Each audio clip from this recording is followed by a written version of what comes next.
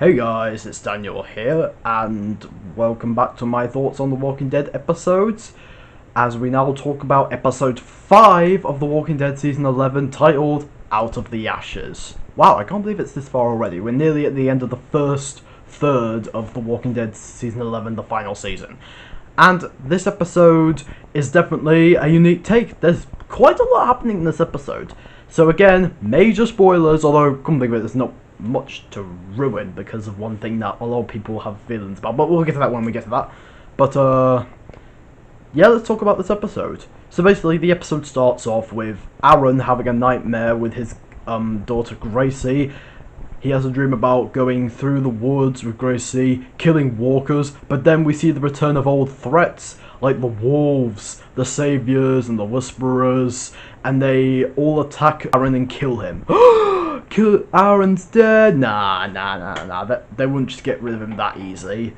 Of course, this is a dream. This is a very Aaron-centric episode because he goes through a lot in this episode, just like Daryl did in the last one, because his plot is that he, Carol, Kelly, and Lydia. Yeah, Lydia's returned. She's been quite gone for a while, hasn't she? They go to Hilltop to kill some walkers, but one of the walkers that appear there is not a walker.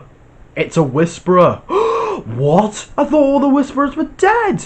So this whisperer, I forgot what his name was. I'll put it in the I'll put it down here. But he reveals his mask, and we see how scared and weak and terrified he is. But he finds out that he hides other people in Hilltop. I think they're whisperers, but they might not be whisperers, of course. But basically he's hiding them in there. But he attacks Aaron and lets these people escape. And Aaron is just like at full angry mode because he's determined to get more information of whether or not the whisperers are still a threat to them because of seeing the whisperers in his dream. So basically he's just like torturing this guy, trying to get him to reveal his secrets, and the guy's just like crying. He's like, please don't. And it's only his first introduction. Already I feel his pain. Lydia steps up and says, you know what, I can't watch this, I'm going away. And Carol starts to feel the same way, and so she kills a walker that was going to bite this whisperer, and Aaron's just like wondering why would you risk a lot of people just to save this one whisperer. And Carol's just like explaining, I can't let you do this. I can't let you go down the same road I did in season 10, because after the death of Henry, it caused her to go down a dark road, so she'd do anything for her child. And this is basically what Aaron is doing. He's basically doing this because he's waiting for food to come and to keep his daughter safe. He's going down a bit of a dark path like Carol did in season 10. So basically they let this whisperer go, they give him food and leave him in Hilltop, and that's the end of Aaron's subplot. Or is it? Because the whisperer then reveals that there was a character that was trapped underneath the cabins and made it out, and then Magna and Kelly, they realise, oh my gosh, that's Connie! Connie's alive! You know, Connie from season 10, she and Magna got trapped in the caverns. Turns out, Connie is still alive. Well, I mean, we already knew that because we saw that in episode 16 of season 10. But basically, I'm betting that the next episode is going to be about Connie and how she goes and how she and Virgil managed to make it out alive or something. And basically, we're excited to see where they're coming from. So yeah, there he goes in search of Connie. And there's many other subplots, like we've got Negan and Maggie, of course. They've managed to find this house where they find food, but they're finding less food than they thought they did. And Negan is just like telling Maggie, look, it might not be a lot of food, but it's food. We gotta take it back to Alexandria in a hurry, because then the Reapers are gonna come and find us and kill us. And Maggie's just saying no, because it's not enough food. We have a whole community to feed. And Negan is just like making another valid point. Okay, you may not have enough food to feed all of the community, but you still have your son.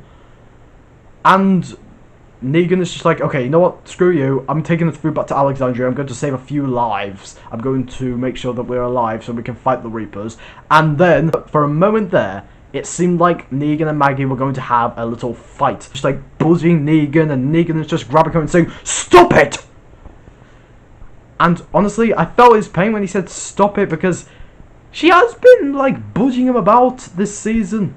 So it's nice to see a good relationship. But again, I'm thinking that this is a little tease to a fight, so that in episodes later, I think I really want to see like a fight, a fist fight, some bloody fight between these two, so that they can finally settle their differences once and for all.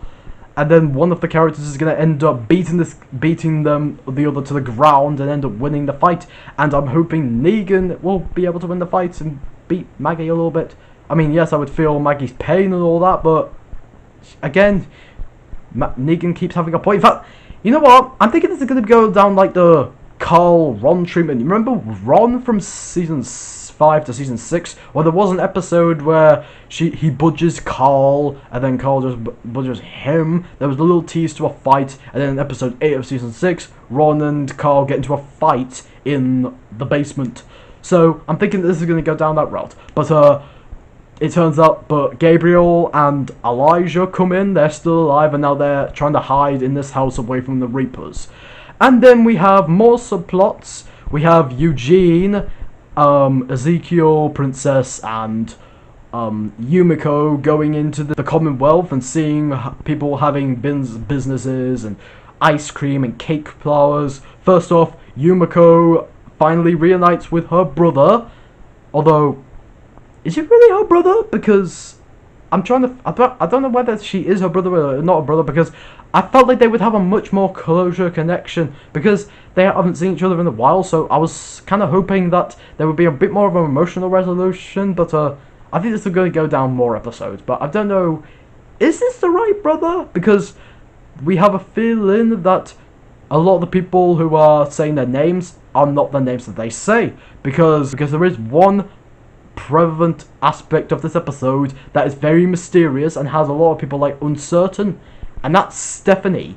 Now, Stephanie in this episode, wow, was cool. She had a really nice relationship with Eugene. I liked seeing that finally, and that little subplot where they try to go into the radio office behind Mercer's back to try to communicate Rosita. I thought that was pretty cool. In fact, but there's been a theory around the world that the Stephanie that we're seeing is right now is not the real Stephanie. It's a different character, and that this character who orders like 6 ice creams, I think, is the real Stephanie. And I look at this woman and I'm like, maybe they have a point, because this is the actress who was chosen to play the real Stephanie, and then we see this character and we're like, yeah, they look kind of like a bit, because this character, not so much. So I have a little sneaky suspicion that this is the real Stephanie, and that the Stephanie we're seeing right now is a spy.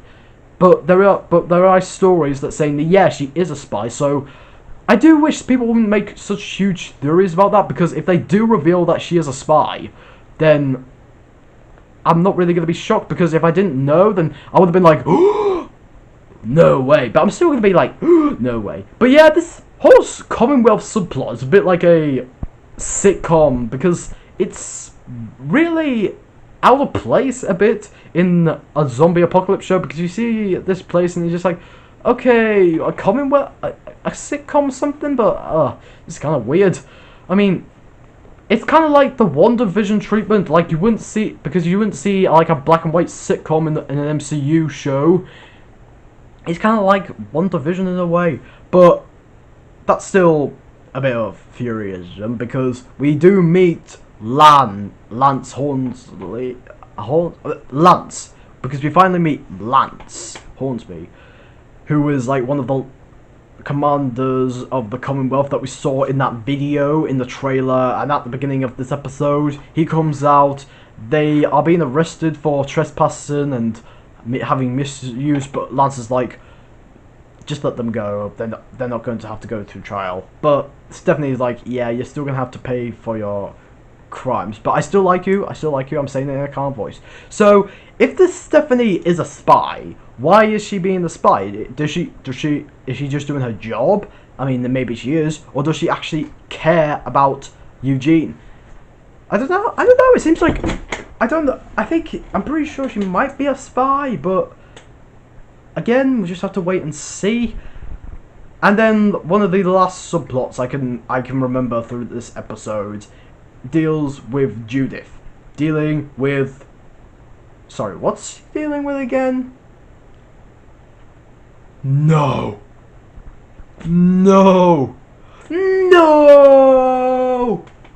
Bullies?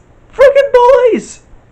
What? No. Not Judith Grimes. I mean, if there's one character in The Walking Dead that should never be bullied, it's Judith Grimes. I don't like seeing Judith having to deal with bullies because she's only a little kid and these, like, freaking teenagers. What? Seriously, what? Why are bullies bullying Judith? Because basically they go up because Judith sees these older kids messing around with a walker. And fun fact, the walker that's in the scene is played by Jeffrey Dean Morgan's son. Wow. Who knew that would be the case? Like, basically Judith's like, oh, you need to stop that. And then the main bully, I can't remember his name, he says, really? No wonder your mother left you. And then you're like, oh no, you didn't. And then Judith just pulls a knife at his neck and you're like, oh, come on, do it. But the other kids are like, no, just leave him. And then the bully just goes away and all that. And then we see like a hand-printed board that Carl and Judith made, and it's broken. And you have a sneaky suspicion that the bullies broke it because Judith asks them, who did this? You did it? Stop lying to me. Don't say that you didn't. I know you did. And there's a sweet, touching moment between her and Rosita where Judith's just like, I feel like my family is breaking apart. And I don't know how to handle it. I mean, I'm gonna lose everything I can. And Rosita's just like comforting Judith and like, oh, so sweet. I kind of like this new version of Rosita because in the past seasons where she's just like angry and grumpy and just trying to get her ways, it's nice to take a break from that and just watch her settle down with kids. And they're going to fix that board of Carl that we know that those bullies did. But again, I mean, it's just like contradictory. I mean, I can't see Judith Grimes being bullied. But I think that's everything I can remember through this episode that I also kind of enjoyed. Although I will admit that one of the biggest problems with this episode is that it's very clunky. It does get a bit clunky because there's like lots going on in this episode, so the plots kind of lose focus. Like, we go to this part, and then we go to this part, and then we go to this part, and then we go to that part, and it's like, come on, choose a clear direction, please. You got a 24 episode season, you could at least leave that to another episode. But I guess because they have loads more ideas, or possibly loads more ideas for the season, so they have to cramp it in. But again, come on, just let's take it down a bit. But what do I think of this episode? I think it's good. I think it might be a bit either as good or a tiny bit better than Rendition, but it's still not as good as episode 2 and episode 3. But I cannot wait to see episode 6. I cannot wait to see how Connie and Virgil get out of this situation and all that. And I'm excited to see it. So anyway, I hope you enjoyed this episode, and what do you think of this episode? Do you love it? Do you hate it? And what's your theories about more stuff going on? Do you think there's actually going to be a fight between Negan and Maggie? Because I would love to see one. I'd like to see one. But what are your predictions for The Walking Dead Season 11? Let me know in the comment section below. Anyway, I'm Daniel, doing movies, TV shows, doing videos. Till then, peace out, man. But again, seriously, why does Judith Grimes need freaking bullies? Seriously?